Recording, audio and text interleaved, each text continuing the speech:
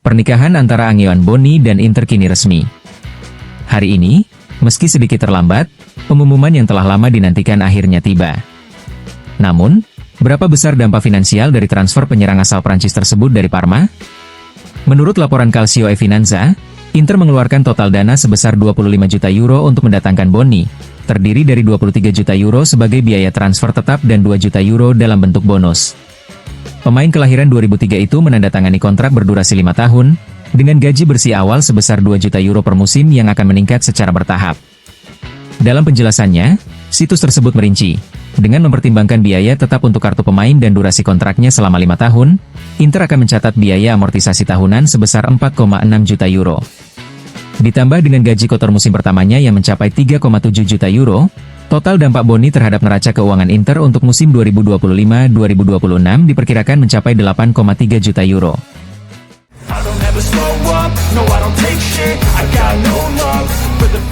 Penolakan Nico Williams untuk bergabung dengan Barcelona memaksa manajemen klub Katalan mengubah strategi transfer mereka. Seperti dilaporkan oleh media Spanyol El Nacional, pelatih Hansi Flick telah mengarahkan klub untuk mengambil pendekatan berbeda guna memperkuat skuad. Alih-alih menghabiskan dana 50 hingga 60 juta euro hanya untuk satu pemain, yakni winger Athletic Bilbao tersebut, Flick menyarankan agar dana tersebut dialokasikan untuk 2 rekrutan penting, satu penyerang sayap kelas dunia dan satu bek kanan yang bisa diandalkan. 2 nama yang kini menjadi prioritas adalah Marcus Rashford dan Denzel Dumfries. Rashford, yang tampil mengecewakan bersama Manchester United musim lalu, dinilai sebagai peluang emas di pasar transfer. Klub Inggris tersebut tengah menghadapi tekanan finansial dan disebut terbuka dengan opsi peminjaman disertai hak beli. Rashford sendiri dikabarkan tertarik pindah dan melihat peluang bermain di Camp Nou sebagai kesempatan untuk menghidupkan kembali karirnya di bawah arahan Flick. Sementara itu, untuk posisi bek kanan, Barcelona kembali mengincar Denzel Dumfries dari Inter Milan. Nama pemain asal Belanda itu sudah lama masuk radar Blaugrana. Dengan harga sekitar 25 juta euro, Barcelona tengah mempertimbangkan kemungkinan merekrut Dumfries.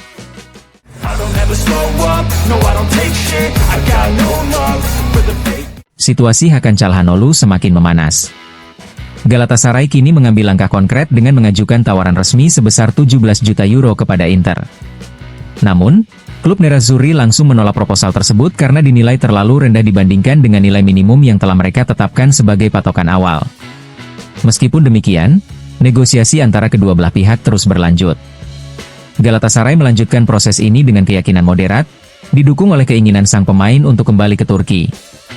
Kabar ini dilaporkan oleh Sport Mediaset, yang pada hari yang sama juga memberitakan bahwa Simone Inzaghi menginginkan Francesco Acerbi kembali bersamanya, kali ini di Al Hilal.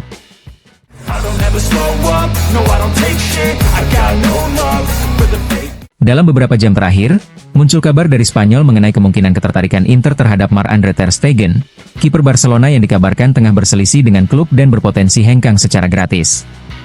Menanggapi rumor tersebut, jurnalis terpercaya Fabrizio Romano memberikan klarifikasinya melalui kanal YouTube pribadinya. Menurut Romano, situasi ter Stegen di Barcelona memang sedang tidak stabil, terutama setelah Joan Garcia ditetapkan sebagai kiper utama.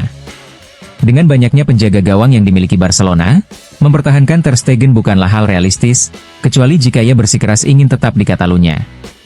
Tapi sekarang, hierarki sudah jelas dengan Joan Garcia sebagai pilihan utama, ujarnya. Namun demikian, Romano menegaskan bahwa hingga saat ini belum ada kontak apapun antara Inter, Barcelona, maupun ter Stegen. Tidak ada panggilan, tidak ada negosiasi, tidak ada pendekatan. Gajinya pun sangat tinggi. Meski rumor terus beredar, sejauh ini tidak ada apa-apa, jelasnya. Ia menambahkan bahwa dalam dunia transfer, segalanya bisa berubah dengan cepat, namun untuk saat ini situasinya masih sepenuhnya tenang. Romano juga menyebutkan bahwa fokus utama sekarang adalah melihat perkembangan masa depan Yann Sommer dan apakah Galatasaray akan berhasil merekrutnya, dan dengan nilai transfer berapa.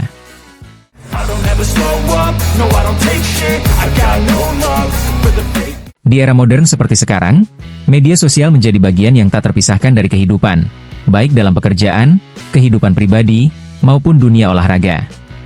Dunia sepak bola pun tak luput dari fenomena ini, termasuk Inter Milan yang dalam beberapa hari terakhir jadi sorotan bukan hanya karena performa di lapangan, tapi juga karena dinamika yang muncul di media sosial. Semua bermula dari Hakan Calhanoglu. Bahkan sebelum ia mengunggah tanggapan terhadap pernyataan Lautaro Martinez dan BP Marotta usai laga Inter versus Fluminense, drama sudah dimulai melalui Instagram. Ayah dan tukang cukur Calhanoglu lebih dulu memicu spekulasi dengan unggahan yang menyatakan keinginan mereka melihat sang gelandang segera berseragam Galatasaray. Tak ketinggalan, sang istri juga mengunggah foto Calhanoglu sedang bersantai di tepi laut, hanya beberapa jam sebelum pertandingan penting tersebut. Padahal setahun lalu, Calhanoglu justru memanfaatkan Instagram untuk menegaskan komitmennya bertahan di Inter, kala rumor kepindahannya ke Bayern Munich beredar. Kini, tidak ada klarifikasi serupa. Bahkan unggahannya yang menanggapi komentar Marotta dan Lautaro justru terkesan membuka pintu untuk kemungkinan hengkang dari klub. Situasi makin panas ketika Marcus Thuram memberikan like pada unggahan Calhanoglu, yang kemudian memicu polemik lanjutan. Sebuah tindakan yang sebenarnya bisa dihindari. Thuram sempat mencoba meredam suasana dengan mengunggah ucapan selamat datang kepada rekrutan baru Inter, Bonni, sebuah langkah yang dinilai sebagai upaya memperbaiki citra di mata publik. Namun di tengah kegaduhan para pemain senior, justru pemain muda yang menunjukkan kedewasaan dalam bermedia sosial.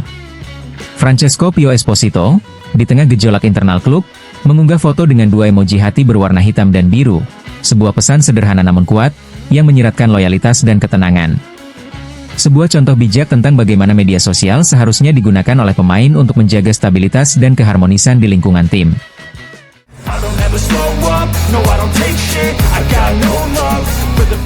Inter menunjukkan minat yang sangat besar terhadap Ederson, gelandang andalan Atalanta yang tampil impresif dalam beberapa musim terakhir.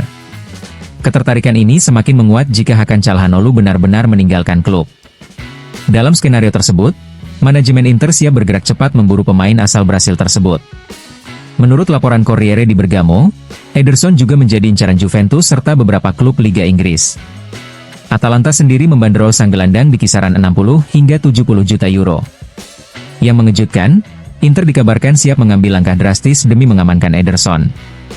Masih dari sumber yang sama, Corriere menulis bahwa Nerazzurri siap melepas tidak hanya Calhanoglu, tetapi juga Davide Fratesi, Sebastiano Esposito, dan Alexander Stankovic sebagai bagian dari upaya mendapatkan sang gelandang. Sebuah manuver agresif yang menunjukkan betapa seriusnya Inter terhadap pemain berusia 24 tahun itu.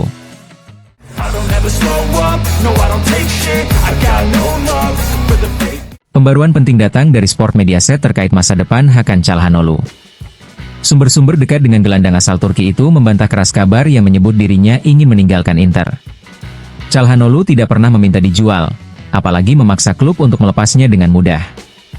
Namun, yang tetap menjadi sorotan adalah ketegangan internal di ruang ganti Inter. Tidak ada tanda-tanda rekonsiliasi antara Calhanoglu dan Kapten Lautaro Martinez, dan dikabarkan belum terjadi kontak langsung antara keduanya.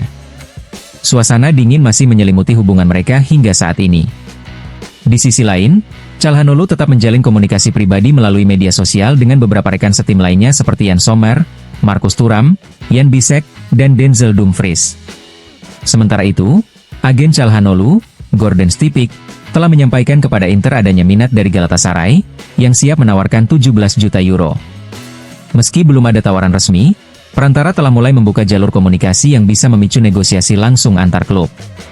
Inter sendiri tetap memandang Calhanoglu sebagai bagian penting dari skuad dan membanderolnya di angka 40 juta euro.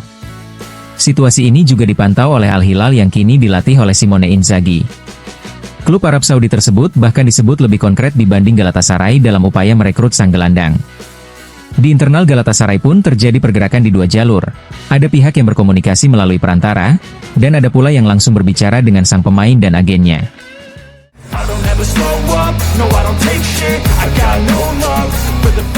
Sebastiano Esposito berpeluang kembali melanjutkan karirnya di Toscana setelah musim lalu membela Empoli. Menurut laporan La Nazione, Fiorentina telah memulai pembicaraan dengan Inter terkait penyerang kelahiran 2002 tersebut. Namun, kesepakatan ini masih bergantung pada satu hal penting. Fiorentina harus lebih dulu melepas Beltran sebelum bisa melangkah lebih jauh dalam proses perekrutan Esposito. Situasi ini menimbulkan tanda tanya soal waktu dan kelancaran operasinya.